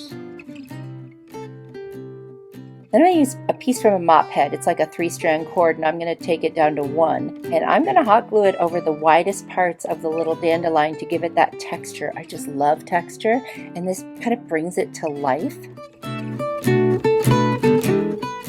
To cover that very center piece, I'm going to kind of wrap a piece of this mop head around itself in a circle until it's the right size, and then I'm going to hot glue it right to the center. You guys, I'm loving this one. You have to tell me what you think.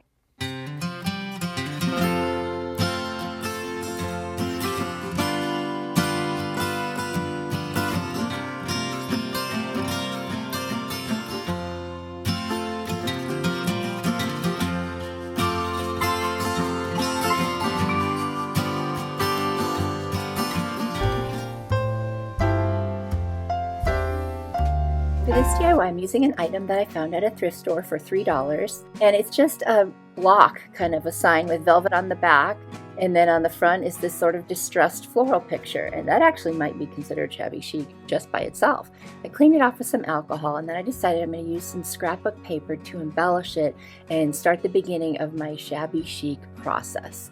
So I used my little cutter, and I figured out the right size to put this piece on the top. I'm using Mod Podge to attach it, and I tend to like to put a little bit on and then attach it one side at a time, and I'm using my brayer to push it down. If this had been something really thin, I would have also probably used saran wrap and then used my brayer over that, but this is a very nice thick piece of scrapbook paper, so it doesn't really require that. It's not going to bubble like you might think. A trick you can do is spray it down with a little bit of water first before you lay it down, and that helps to get rid of any of the bubbles or wrinkles. I didn't need that on this one, so that's why I didn't do it.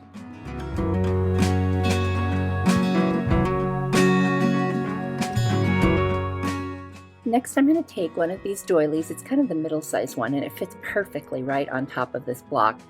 And I'm going to cut out the center, and then you see I just have the outsides of the lace on the doily, and I'm going to Mod Podge that down as well.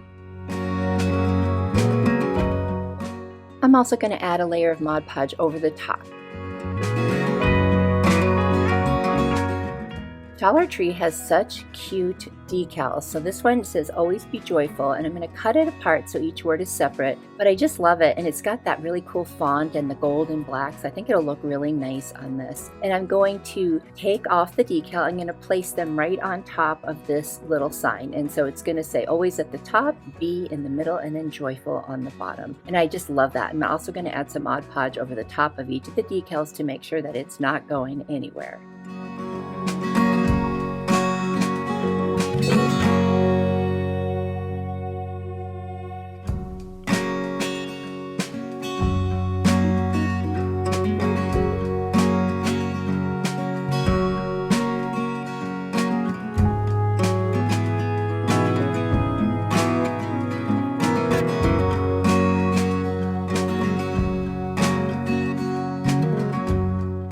And since this represents a scripture, which there was a reference for, it's Thessalonians 5:16, I want to make sure I put that on there so people know that it is directly from the Word of God, and that this is what He wants for us, to always be joyful, no matter what our circumstances, no matter what's going on. Now I'm taking my little nail file, and you can use a little sanding block for this also, and I'm going around the edges and making sure I get rid of all the excess.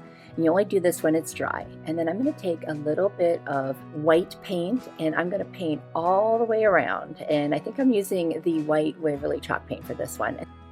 I have these cute little flowers from the Dollar Tree, and I'm going to take them and I'm going to use a little bit of Apple Barrel's paint called Warm Buff. It's like a beige. And I'm just going to tone them down, because they're so bright. And I think for this piece, I just want it to be slightly more muted, the color, especially that yellow in the center. That's actually what I do first. And then I do go back and do a little bit more over all the flowers. And these little balls that I got from the floral section also, you'll see me add those.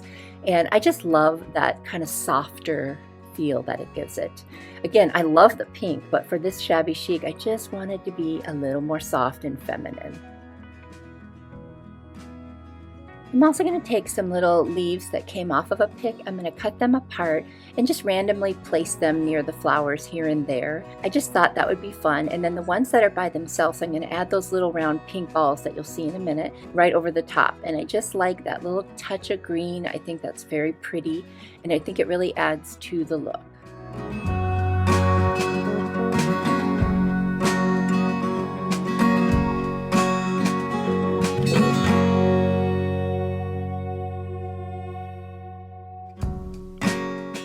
One thing that I was thinking is, with the sheet music I have in the background and then always be joyful, it makes me think about that song, I've got that joy, joy, joy down in my heart. So it kind of reminds me of that. And that's kind of the message I think I was trying to put across here. I guess think of it this way. It costs nothing to have joy in your heart and spread joy. I mean, that's so much better than spreading negativity and complaining, don't you think? At least I do.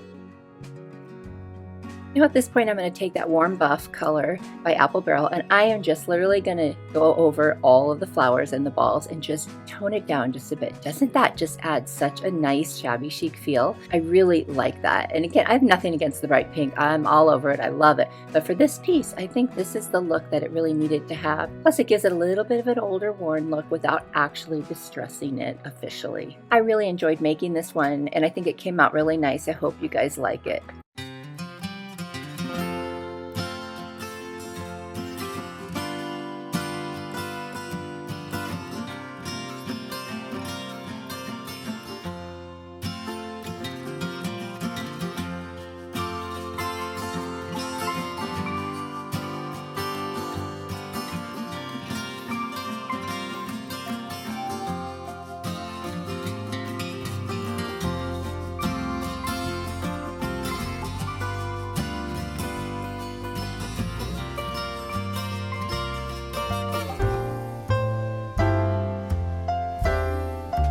I found this gorgeous picture. It's almost like a framed wreath, and it was sold through Pinterest by Gifts and Wreaths Boutique, and it was $69.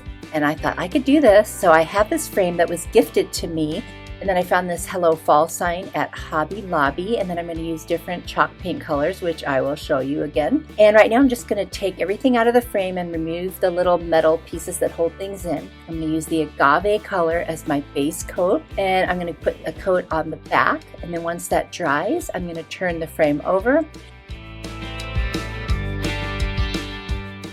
And I'm going to do the same thing on the front. And the front is gorgeous. It has such beautiful detail, and I'm going to accentuate that. And what I'm going to do is, after I paint this with the agave, I'm going to go in with some of the Waverly white wax. And I'm going to paint it on and then take a paper towel and wipe it off.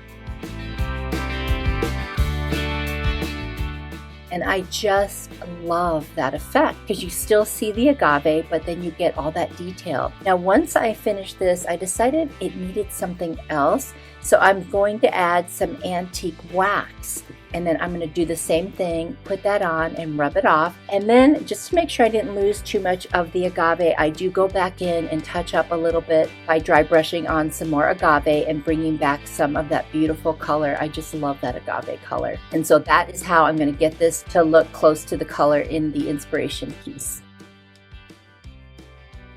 Now, that Hello Fall sign that I got at Hobby Lobby is so cute. I love these wooden signs. Now, this was $5.99 and I got it for 40% off, so it was a very good deal. I'm going to take the plaster color chalk paint and I'm going to paint the front, the back, and inside between all of the little letters in the sides because I want the whole thing to be in that plaster color.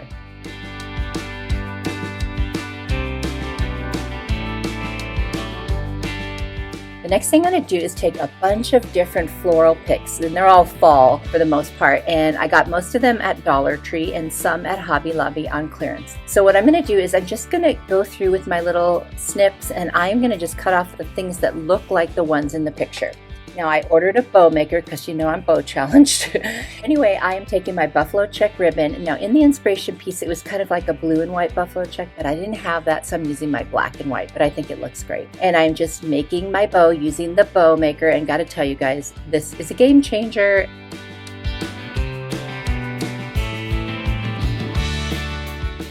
And I'm going to tie some twine around the middle, and then I'm going to take another little piece of that buffalo check ribbon and I'm going to wrap it around the center just to make it look pretty and hot glue that down.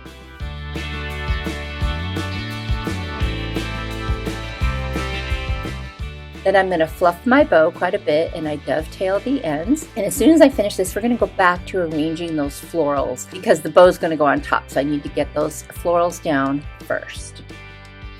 So I'm going to take a little piece of that buffalo check ribbon and I'm going to wrap it around this one little side of the frame. And the reason I'm doing that is so that I will hot glue all the florals to it instead of the frame in case I ever want to change this out. So now I'm just going to start creating like a swag. So pretty much everything I put up, I'm going to put down, and I'm going to put some sideways. You'll see I'm just looking at the picture, the inspiration piece, and I'm just trying to make it look as much like that as possible with the pieces that I have. And it's just so easy to do this. I mean, you just hot glue it, let it dry, and it just comes out so pretty. I really love this look. And doing this on a picture frame, I've never done this before and I absolutely love it. You could hang this on your front door. You could put this inside your home, whatever you want. It's just so cool.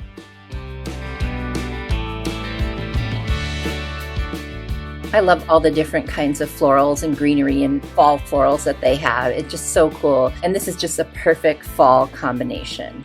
Now, once I get everything glued down and set exactly the way I want it, I'm going to take my bow and I'm just going to put hot glue right there in the center of all that, and I'm going to hot glue my bow right down to this. And then I'm just going to tack down a couple of the little loops so that it looks the way I want it to. I absolutely love the way this is turning out. Then I've got this cute little knob from Hobby Lobby. It's 99 cents, but I literally got it for 70% off. So, I mean, that's almost free. And what I'm doing is a combination of E6000 and hot glue to attach it. The frame isn't thick enough to screw right into it. And then I'm going to put some twine inside the little holes on the Hello Fall sign. I'm going to hang it on the knob, and then I'm just going to tack down a couple edges of the Hello Fall sign so it stays in place. You guys, I love this one. Please let me know if you love it too.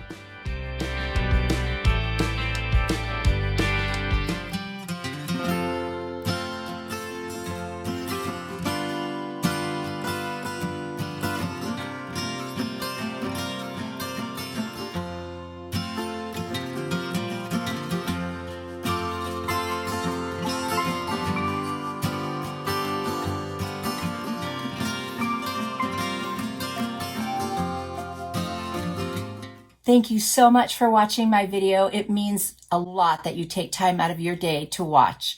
And I want you to know that you are a blessing to me. Here are a couple other videos I think you'll really like, so I hope you check them out.